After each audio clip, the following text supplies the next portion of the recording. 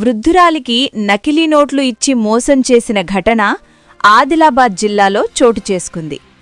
జైనత్ మండలంలోని దీపాయిగూడ గ్రామానికి చెందిన చిలివేరి గంగమ్మ అనే వృద్ధురాలికి ఆదిలాబాద్ క్రాంతినగర్కి చెందిన శంకరమ్మ అనే మహిళ 500 రూపాయల నకిలీ నోట్లు మొత్తం 60,000 రూపాయలను ఇచ్చి మోసగించిందని సిలివేరి గంగమ్మ ప్రజా ఫిర్యాదుల విభాగంలో ఫిర్యాదు చేసింది.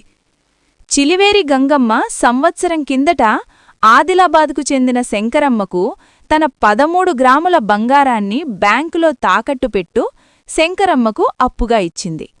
గత 4 రోజుల కిందట శంకరమ్మ ఇచ్చిన డబ్బులను బ్యాంకులో పెట్టిన తన 13 గ్రాముల బంగారాన్ని విడిపించుకొనేందుకు వెళ్లగా 500 రూపాయల నోట్ల కట్ట మొత్తం 60,000 రూపాయలు డూప్లికేట్ నోట్లు అని బ్యాంక్ అధికారులు చెప్పడంతో ఏం చెయ్యాలో తెలియక లబోదిబోమంటూ పోలీసులకు ఫిర్యాదు చేసింది. అయినా ఫలితం లేకపోవడంతో సోమవారం కలెక్టర్ ఫిర్యాదుల విభాగంలో ఫిర్యాదు చేసి తనకు న్యాయం చెయ్యాలని కోరింది.